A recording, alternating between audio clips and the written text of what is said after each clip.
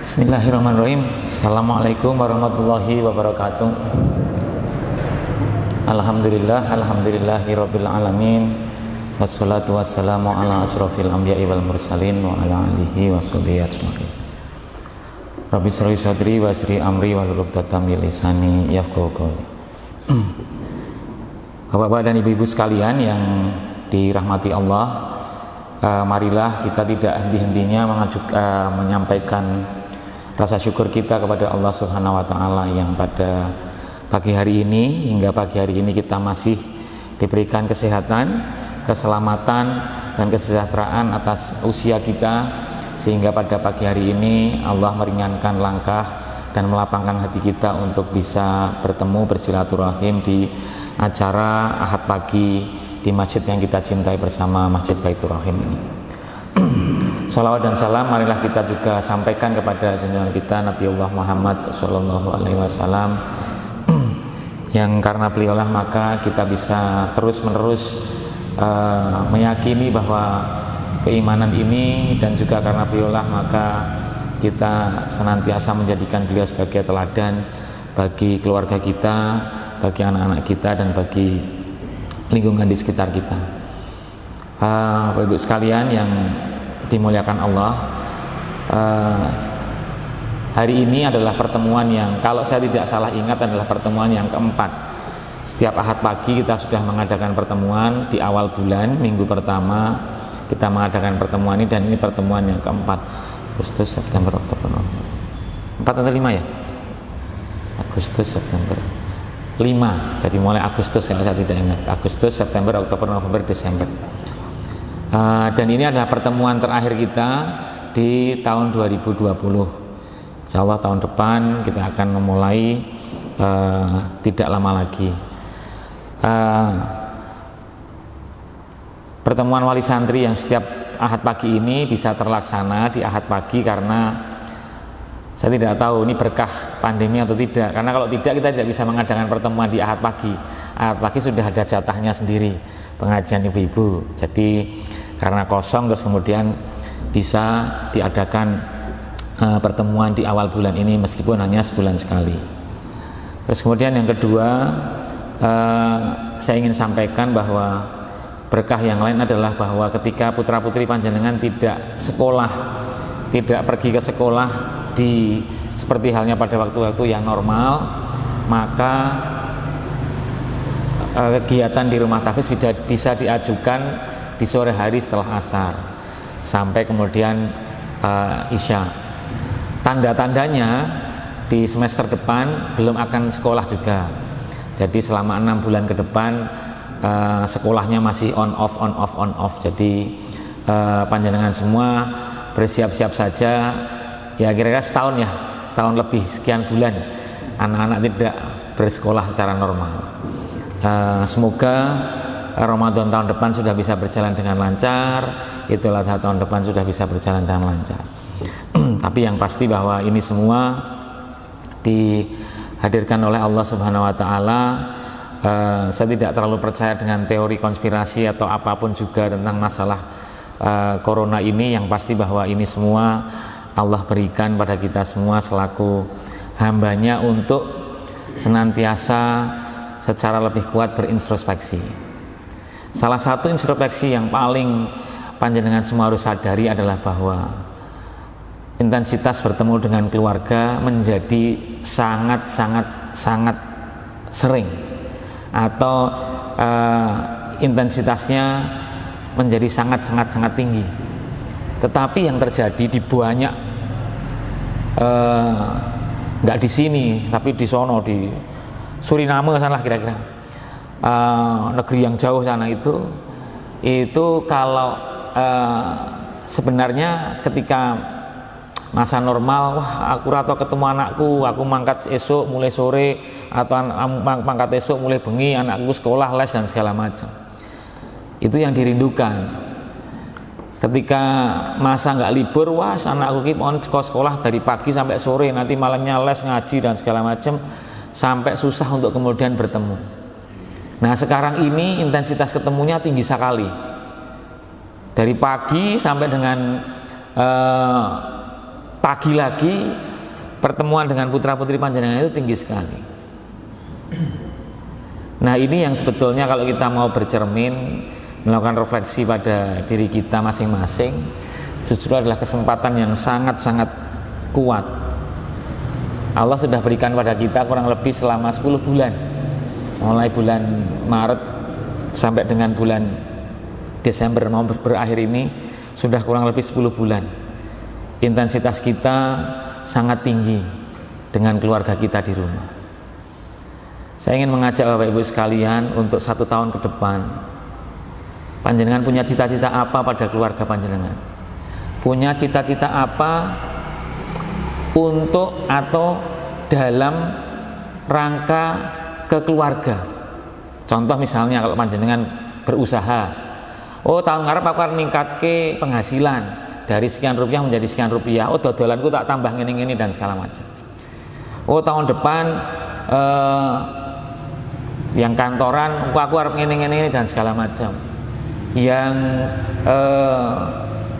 bekerja, belajar dan segala macam tahun depan mau lulus dan segala macam. Tetapi justru kesempatan ini saya diingatkan oleh salah satu guru saya bahwa pernah nggak Mas Iwan itu membuat setahun ke depan itu pencapaian di keluarga itu apa? Bukan pencapaian misalnya, oh anak saya supaya hafal 30 juz, bukan ya? Bukan itu.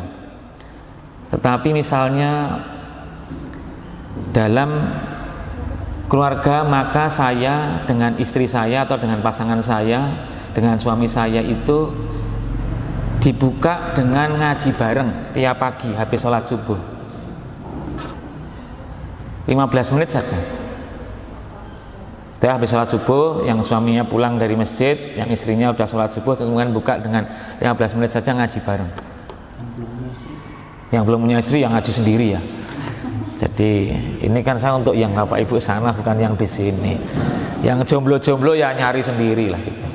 Sabar. Bapak Ibu sering kita itu begini. Saya juga sadarnya baru beberapa bulan terakhir. Satu, kita itu nyekolahkan pun anak kula aku pasrah kita yang masjid. Satu. Dua, ayahnya ke masjid rutin 5 waktu. Dua, ibunya ya aktif di kegiatan sosial dan segala macam. 1, 2, 3, anaknya punya kegiatan sendiri, ayahnya punya kegiatan sendiri, terus kemudian ibunya punya kegiatan sendiri. Ini tidak ada perekatnya dalam keluarga. Cobalah Bapak Ibu, waktunya nggak lama kok, dari 24 jam itu 15 menit. Terus kemudian 15 menit panjenengan waktu khusus untuk kemudian apa?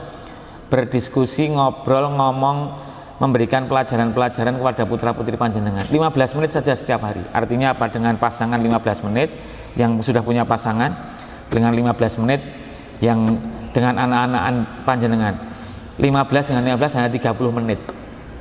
Waktunya dicari sendiri. Dan nanti dalam waktu 1 tahun, kalau panjenengan melakukan itu tiap hari, oh nggak tiap hari Pak, nggak bisa, seminggu sekali aja, monggo. Panjenengan akan merasakan perubahan yang luar biasa di dalam rumah tangga panjenengan. Yang belum punya nggak usah tepuk-tepuk. Belum punya tepuk-tepuk dia. Kita rame-rame carikan Ustadz Ibrahim ya. Ini udah terlalu lama di sini jadi agak susah. Misalnya bekam kayak gitu ya. Mujib juga, aduh kasihan. Saya rada-rada prihatin dengan 2 orang ini. Jadi Bapak Ibu sekalian, saya ingin menyampaikan ini supaya titik berangkat kita itu dari keluarga. Wah susah, sulit dan segala macam. Allah tidak akan mempersulit itu kalau panjenengan punya niat yang kuat. Jadi saya ingin, karena saya pernah diingatkan oleh salah satu guru saya, ini bukan guru ya, tapi guru sekolah saya gitu. saya ajak ngobrol begitu, dia guru PAI kebetulan, terus Pak Iwan, kita itu punya visi besar, mimpi besar dan segala macam, tapi saya lihat frekuensinya belum sama antar semua guru, masih ada sirik-sirikan, masih ada meri, masih ada iri satu dengan yang lain gitu. Kalau menurut saya kita harus memulainya dari doa sebelum subuh bersama-sama loh, bayangkan. Doa sebelum subuh bersama-sama. Lah saya kan pimpinan di sekolah situ kan, terus saya, waduh, jangan pengen ngongkon aku tangi sholat tahajud dan meminta menggerakkan semua yang ada. Saya punya kurang lebih sekitar 60 orang guru, ustadz dan ustadzah itu 60-an. Berarti saya harus menggerakkan mereka pagi-pagi jam 3 pagi atau jam setengah 3, monggo-monggo, atau sebelum itu sudah, ayo Bapak Ibu sekalian besok pagi kita bangun jam setengah 3 atau jam 3, terus kemudian kita melakukan sholat dengan doa yang sama. Beliau mengatakan begitu, karena Pak Iwan, tidak semua persoalan dalam hidup kita itu bisa diselesaikan dengan kemampuan akal pikiran kita sendiri. Allah akan menyelesaikannya tanpa kita itu terlalu memikirkan. Yang punya banyak hutang, silahkan panjenengan mencoba cara dengan mengenolkan diri, pun pasrah, pun Gusti Allah pasrah, kalau pasrah utang kalau kathah kalau pasrah ke panjenengan, cara penyelesaiannya semua nenek pasrah ya pasrah. Artinya kalau kemudian disuruh jual ini jual itu dan segala macam kepaksaan ya gelem ora terus wah aku sing ngene. Jadi kalau memasrahkan benar, nah itu yang kemudian bisa disampaikan oleh salah seorang guru saya begitu. Nah ini hanya bisa titik berangkatnya dari keluarga. Diawali dari siapa? Bapak, yang bapak-bapak. Oh enggak sini enggak, yang sini saja. Jadi dibully terus Pak Iwan itu ya. Jadi yang pasti bahwa dimulai dari bapak. Nggak cukup ternyata bapak ibu, bapak-bapak disuruh ke masjid. Panjenengan ibu-ibu sudah nyuruh bapaknya ke masjid belum? Gelem nggak? Kalau nggak gelem, istri saya itu paling ampuh dia. Kalau misalnya saya nggak mau ke masjid itu ya, ayo ke masjid itu, udah adzan itu udah disuruh-suruh ke masjid. Terus saya nggak mau gitu, misalnya nggak mau, sama anak saya, Kak, ayah ambilkan mukena aja sana. Ini mau jadi ayah solehah kok bukan jadi ayah soleh. Ya sudah, terpaksa dengan malu-malu langsung ya tak ke masjid. Satu, yang kedua, Bapak Ibu coba kalau hujan deras, kan hujan boleh nggak ke masjid ya. Tapi hujan deras itu saya gini, kalau bayangan saya membayangkannya begini. Perjalanan ke masjid itu dari rumah saya yang ujung sana sampai sini itu ketika hujan deras itu nggak ada seberapanya dibandingkan ketika perjalanan nanti.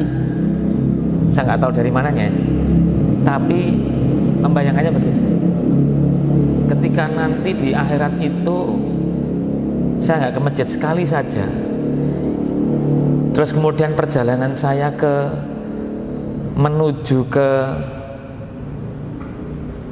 apa ya, padang mahsyar gitu, itu dengan situasi kondisi yang luar biasa yang digambarkan oleh Ustadz Ja'far berkali-kali pada saya itu adalah bahwa tidak ada apa-apanya, sehingga hujan kayak gini ini nggak ada apa-apanya dibandingkan ketika kita nanti di padang mahsyar diberikan ketidakberdayaan oleh Allah Subhanahu Wa Taala, sehingga udahlah nggak apa-apa, ke masjid aja, mbak udan kayak ngapa setelah ke masjid. Jadi Bapak Ibu sekalian, silahkan putra putri panjenengan kalau panjenengan capek tidur dan segala macam dibilang nanti aku dibangunkan, ayah dibangunkan, bapak dibangunkan pas adzan asar, dibangunkan dan kemudian sudah. Jadi kalau dalam rumah itu sudah ada saling membuli, tapi dalam tanda petik membuli, ngejek-ngejek kalau ayahnya nggak ke masjid atau anak-anak nggak ke masjid, itu sudah satu isyarat yang bagus. Nah nggak cukup hanya ke masjid, pulang dari masjid teman, yuk Bunda, yuk Bu, kita ngaji, buka sampai ayat berapa gantian. Kalau saya dengan istri juga gantian satu muka 4 halaman, dari satu muka udah baca sambil menerin. Nanti kalau ada kajian dikit-dikit, hikmah dikit-dikit disampaikan. Kan saya punya guru beliau, jadi saya bisa menyampaikan. Jadi itu Bapak Ibu sekalian. itu kalau saya kembali pada keluarga, inilah saatnya untuk panjenengan semuanya kembali pada keluarga. Yang belum punya keluarga, yang belum punya istri, cari suami, cari istri yang bisa begitu. Yang sudah mau mantu gitu ya, cari calon mantu yang bisa seperti itu. Saya itu kalau dengan istri saya bilang, nanti kalau ada yang mau ngelamar anak saya, tesnya apa? Ngaji, Ustadz Ja'far yang nanti yang ngetes.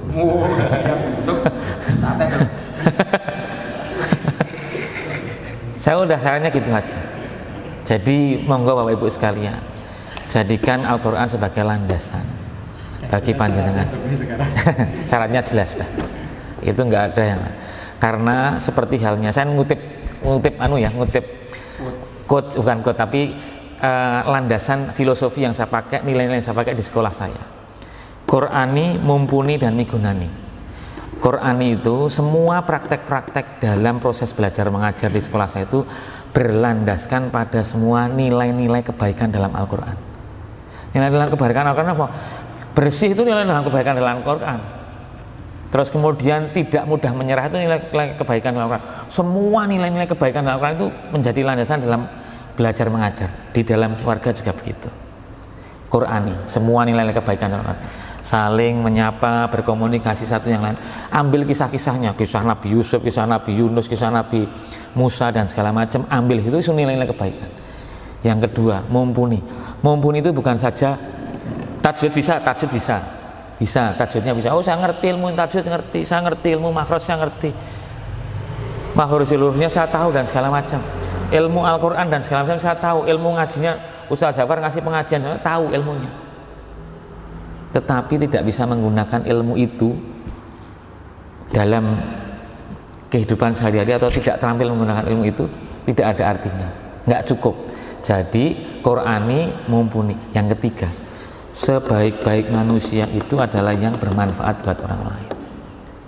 Jadi migunani, berguna bagi orang lain. Setelah dia berlandaskan pada nilai-nilai Al-Quran, terus dia menambah dengan ilmu-ilmu yang lain, dia memanfaatkan ilmu itu untuk kepentingan dirinya dan untuk orang lain. Jadi bermanfaat. 3 kata itu yang moga-moga bisa panjenengan semua terapkan dalam keluarga. Ilmu apapun juga, wah kula mboten, kula ming lulusan SD dan enggak, jangan begitu. Wah kula mboten sekolah keluarga, enggak. Mencari ilmu itu dari mulai lahir sampai masuk liang kubur. Kalau panjenengan semua, kemarin minggu lalu saya dengan Ustadz Ja'far, ada seorang yang dia itu hidup usianya 70 tahun, tetapi dia baru dimakamkan pada usia 90 tahun. 20 tahunnya mana? Kok dia 70 tahun mati tapi baru dimakamkan umur 90 tahun. 70 tahun mati, meninggalnya 70 tahun tapi baru dimakamkan umur 90. Kenapa? Karena matinya secara fisik, secara lahiriah, secara jasad umur 90 tahun, tapi dia mati secara hakikat manusia itu umur 70 tahun ketika dia menutup diri dari belajar. Jadi hari ini, pagi ini panjenengan semua buka hati, buka pikiran, marilah kita terima ilmu dari Ustadz Ja'far. Kalau dari saya ambil yang baik, kalau tidak baik ya silahkan tidak usah diambil, praktekkan yang kecil-kecil, tapi saya berdasarkan dari apa yang saya lakukan. Demikian yang bisa saya sampaikan, semoga bisa bermanfaat, dan saya mohon terima kasih sekali Bapak Ibu sudah menitipkan putra putrinya di sini. Kami mohon dukungannya. Kalau ada yang kurang baik segera tegur kami, kalau yang ada yang baik silahkan kami diberikan masukan-masukan untuk menambah mengembangkan Rumah Tahfiz ini menjadi tempat pendidikan yang semakin hari semakin layak buat putra putri panjenengan sekalian. Demikian, wabillahi taufiq wal hidayah. Wassalamualaikum warahmatullahi wabarakatuh.